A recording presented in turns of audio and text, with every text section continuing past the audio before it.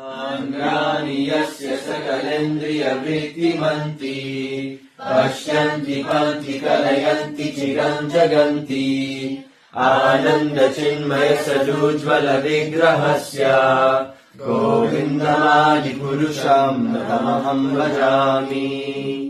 अद्वैतमच्युतमनादिमनन्तरूपम् आद्यम् पुराणपुरुषम् नवयौवनम् च वेदेषु दुर्लभमदुर्लभमात्मभक्तो गोविन्दमादिपुरुषम् तमहम् भजामि।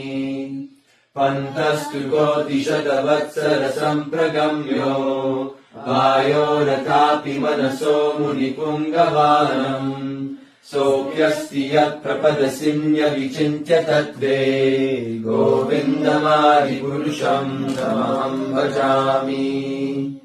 एकोऽप्यसो रचयितुम् जगदन्तकोटि यश्शक्तिरस्ति जगदन्तचयायनन्तः अनन्तरश्च परमाणुचयन्तरस्तम् गोविन्दमादिपुरुषम् तमहम् भजामि।